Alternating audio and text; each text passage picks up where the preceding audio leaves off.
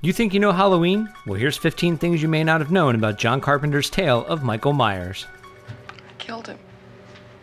You can't kill the boogeyman. Get in there, come on, Tommy. Now lock the door.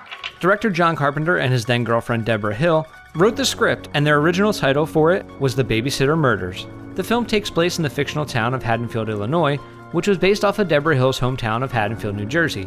Many of the streets in Haddonfield, Illinois are taken from John Carpenter's hometown of Bowling Green, Kentucky.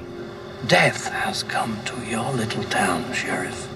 You can either ignore it or you can help me to stop it. Halloween's budget was only $300,000, but it grossed $47 million at the box office in the US and $70 million worldwide, making it one of the most profitable independent films of all time.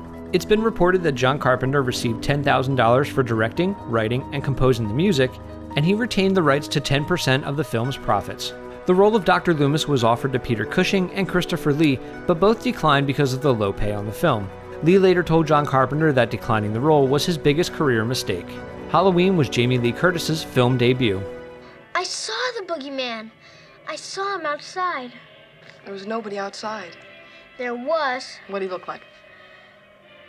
the boogeyman. Carpenter hired Tommy Lee Wallace as production designer, art director, location scout, and co-editor. He created the trademark Michael Myers mask from a Captain Kirk mask purchased for $1.98. Because of the low budget, many of the actors wore their own clothes. Jamie Lee Curtis's wardrobe was purchased at JCPenney's for about $100. Again, because of the low budget, the production could only afford to shoot in the spring. The production had difficulty finding pumpkins in the springtime and had to create fake fall leaves. The fake leaves had to be collected and reused at the end of each production day. An abandoned house owned by a church was used for the Myers home. Does anybody live here? Well, not since 1963 when it happened. Every kid in Haddonfield thinks this place is haunted. Michael Myers was referred to as the Shape in the script, and the only time in the film that someone says his name is here. Michael?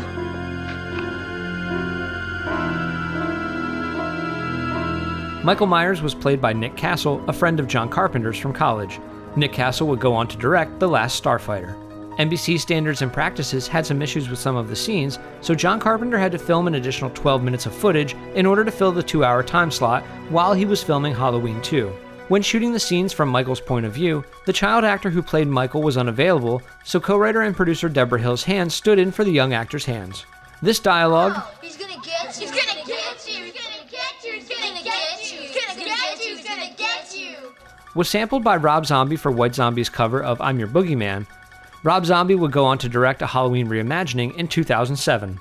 And here's a bonus one. The film that Tommy and Lindsay are watching is The Thing from Another World. John Carpenter would go on to direct a remake of that film, retitling it The Thing. That's it for this episode of You Think You Know Movies. Make sure to subscribe, like us on Facebook, follow us on Twitter, and get the latest movie and TV news on ScreenCrush.com.